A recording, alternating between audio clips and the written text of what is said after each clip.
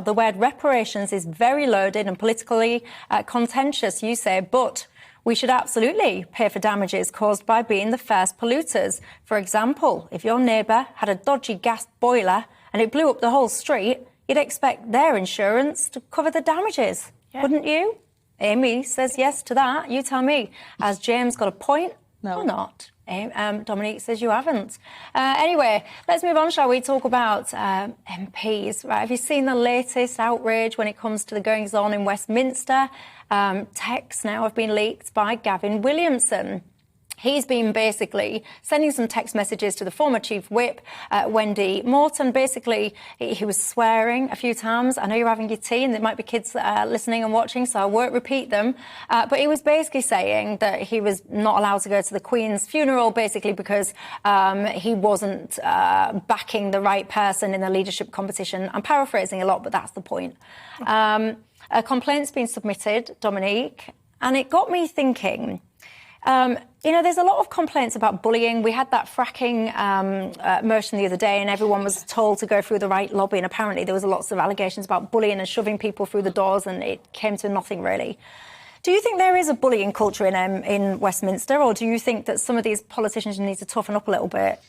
Look, there probably is a bit of one, but this is going to sound really controversial, but I don't necessarily think it's surprising or all the way necessarily a uniquely bad thing.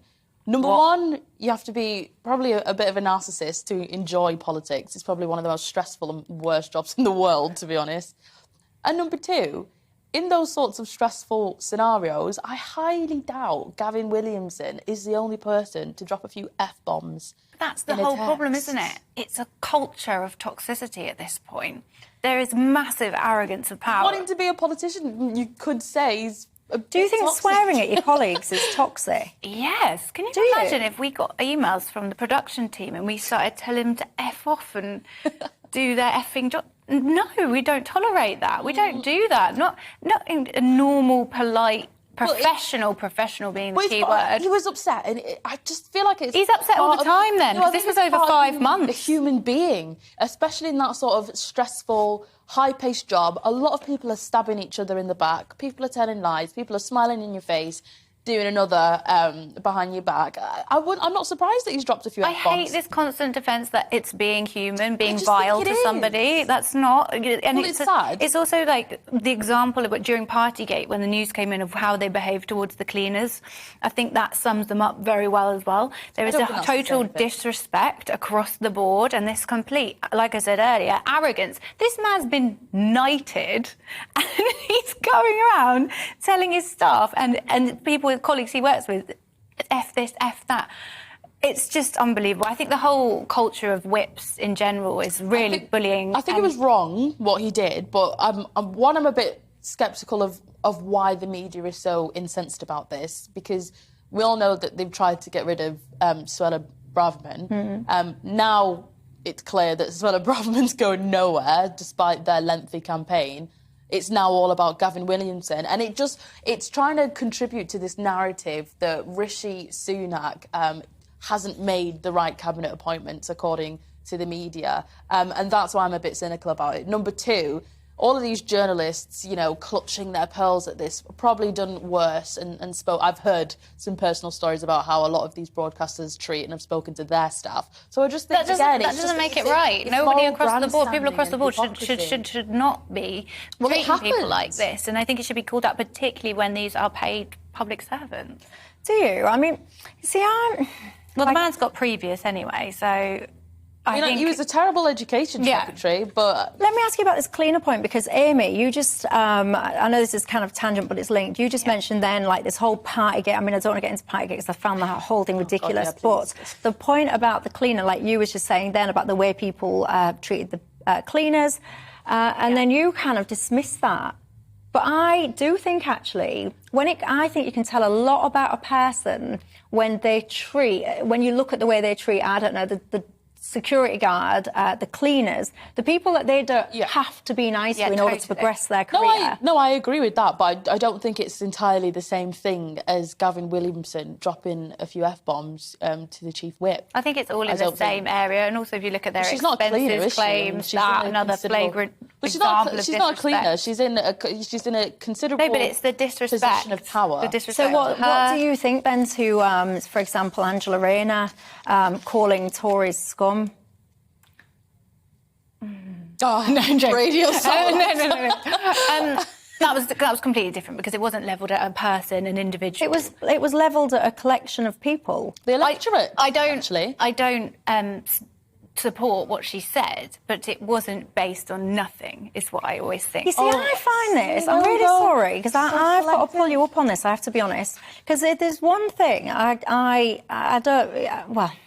don't want to be mean, but there's one thing that I don't really like, and it's hypocrisy. How can you sit there and say, Gavin Williams can't say, effing get me into this funeral because that's bullying, it's unprofessional, it's disrespectful, but then someone who wants to be the deputy leader of this country, if not perhaps would want to be the leader of this country, thinks it's entirely reasonable to class people that think differently to them basically as scum.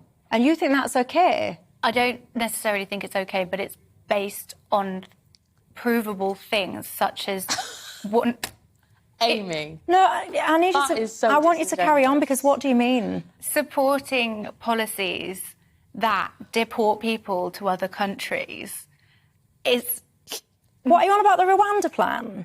That would be one example of where I think Angela Rayner might have come to So you her think conclusion. supporting the Rwanda plan makes you scum? I think that makes you sensible. It depends, doesn't it? Because what I have learned, particularly from working here, is that we all do want the same end result. We just disagree about the route to get there.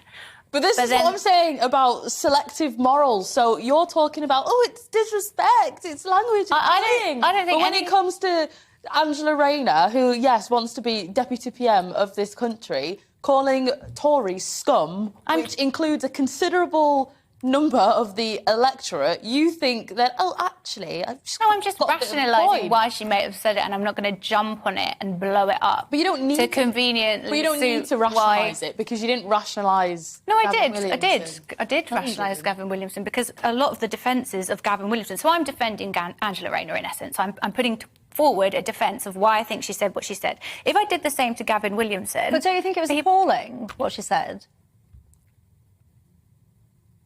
I don't... No, you I don't. think Exactly. the way she got to that conclusion... Exactly. And because Amy's a human being, she has a bit of sympathy. Because I think some of the reasons that she says it and the policies that have been presented are appalling. I will say, though, I do think the scum I'm going to get rinsed. No, I do think the scum thing, there was a bit of pearl clutching at that. But that's the same... but that's the same reason why I'm saying... I'm not pearl clutching. I think it's outrageous. And I think to myself, what you need in this society... What you need in this society is respectful disagreement. If you want to level the word scum around, then, in my view, you should use it to those kind of parents that torture their own kids and all the rest of it. You don't level it as a professional comment based on your position. It's weird. But at the same time, that's been treated the same as Gavin Williamson's comments. And I just think... There's just a strange culture in Westminster, I have to say. Nick Brown, by the way, it's a complete tangent here, but Nick Brown, the Labour MP, whatever happened to him, by the way? Does anyone know? Get in touch, tell me, Newcastle MP, what went on there?